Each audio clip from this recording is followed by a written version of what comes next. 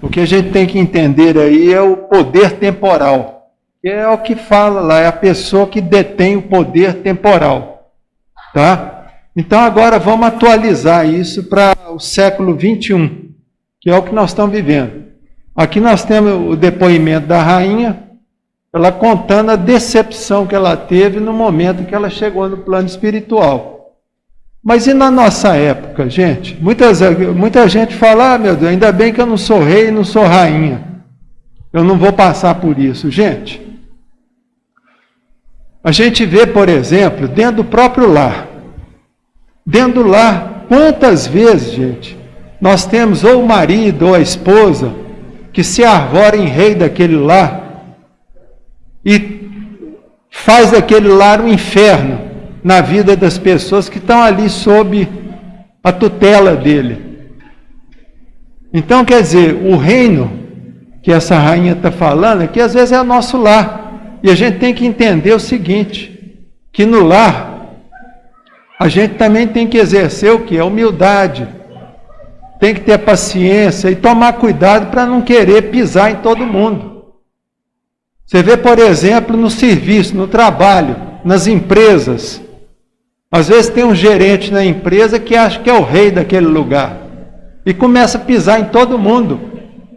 Você vê diretores de empresa que estão naquela posição temporal e começa a atrapalhar a vida de todo mundo, persegue um funcionário, persegue outro. Então, gente, nós temos que tomar cuidado com isso. Porque o que a gente tem que entender é o seguinte, quando a gente parte dessa vida aqui e vai para a vida maior, qual que é a senha que nós vamos ter lá do outro lado, que nós vamos chegar? O que eles vão perguntar para a gente? Ah, você era um deputado, você era isso, você era aquilo? Não. Eles vão perguntar para você qual foi o bem que você fez. Você fez o bem? Foi bom? Foi caridoso? É isso que importa. Ah, não, mas eu fui deputado, eu fui ministro do Supremo Tribunal, achava que era um rei que mandava em tudo. Olha só, gente. Nós estamos vendo tanto abuso aí, ó, das autoridades, achando que podem mais do que qualquer um. Quer dizer, essas pessoas vão ser responsabilizadas quando chegar no plano espiritual. É claro que vão ser responsabilizados. Então a gente tem que tomar cuidado e lembrar que quando parte para o plano espiritual, gente, o que vai contar só o que a pessoa fez de bom. Ou de errado também. E a consciência da pessoa é o primeiro tribunal que ela vai se encontrar diante dela mesma depois de morto. Então a gente tem que o quê? Procurar combater o quê? O nosso orgulho, nosso egoísmo, nossa vaidade. Tem uma frase, gente, eu não sei de quem é, mas foi atribuída ao Abraham Lincoln, aquele que foi presidente dos Estados Unidos. Ele falou uma coisa, a gente conhece o caráter de uma pessoa quando você dá o poder para essa pessoa. Aí você vai ver se essa pessoa, o que ela é realmente. Então nós temos que tomar cuidado, porque ter poder, gente, não é só você estar numa posição de destaque na política ou numa empresa. Não.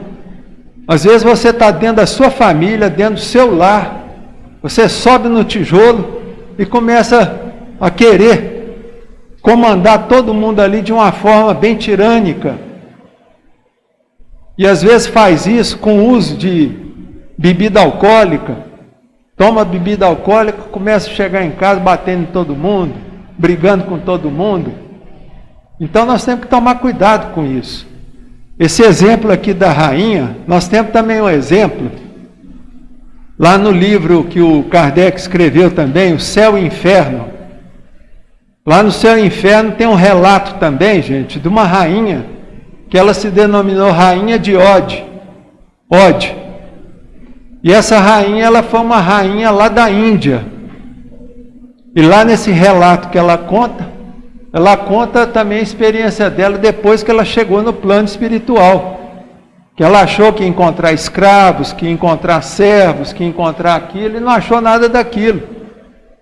E lá nesse relato que ela faz lá para o Kardec, ela estava muito revoltada ainda, por não ter encontrado uma continuação vamos dizer assim, daquela hierarquia que ela tinha quando era viva.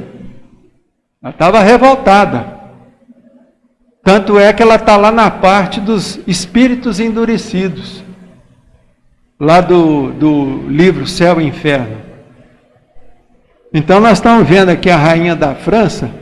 A rainha da França aqui, ela já está numa situação em que ela está exercitando a humildade dela. O fato dela ter feito esse relato a Kardec, que está aqui no Evangelho, isso aí mostra que ela se arrependeu.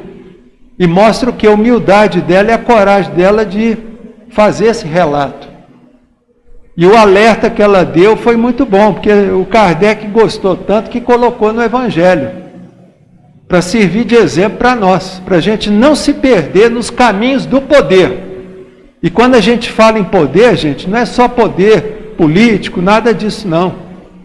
É o poder que muitas vezes um pai tem dentro de uma casa, uma mãe tem dentro de uma casa, que usa esse poder de uma forma, como eu disse antes, tirânica. Tiraniza ali todo mundo, ó. E aí sai de casa, fica puxando o saco dos amigos, é amigo de todo mundo, bonzinho, faz tudo para todo mundo, e dentro de casa é um tirano. Vocês já viram gente assim? Claro que já. A gente encontra isso em tudo quanto é canto. Por isso que aqui o alerta que a Wanda deu, para a gente fazer o estudo em casa, a gente pode aproveitar esse estudo e fazer um mini culto do Evangelho no lar todo dia. E nesse mini culto, a gente lê um trecho do livro dos Espíritos, e pode ler um trecho do livro do Evangelho segundo o Espiritismo. Quer dizer, coisa aí de 7 a 10 minutos no máximo. Não precisa passar disso. O importante é a gente percorrer os livros da codificação. Percorrer com os olhos, ler um trecho que seja. Porque a gente sabe que toda leitura que a gente faz, aquilo ali vai forrando o quê? O nosso inconsciente de coisas boas. E quando você faz essa leitura em voz alta para todo mundo escutar, é importante também, principalmente as crianças, escutarem a leitura. Mesmo que você ache que a criança ali de 2, 3 anos não vai entender nada do que você está falando. Mas o espírito dela está entendendo. Então é importante a leitura das obras do Kardec, pelo menos um trecho a cada dia, nesse mini culto que a gente pode fazer todos os dias. Então, o que eu quero deixar aqui para encerrar é que a gente procure a cada dia, independente dos erros que nós cometemos no passado, lembrar que a cada dia que nós temos é uma página em branco que Deus está nos dando. Ah, mas eu sou cheio de erro, de culpa, disso, daquilo. Não importa. O importante é você procurar fazer o bem. Ah, mas e o que eu fiz no passado? Não importa o que você fez no passado. O importante é começar a fazer o bem. De forma cotidiana, de forma sistemática. Ah, mas eu não consigo esquecer os erros que eu cometi. Para com isso, senão isso vai te atrapalhar. Você cometeu, todo mundo cometeu. Mas vamos começar a fazer o bem. Porque a cada minuto, a cada hora é importante. Para a construção desse futuro nosso que nós temos pela frente. Tá ok? Então eu agradeço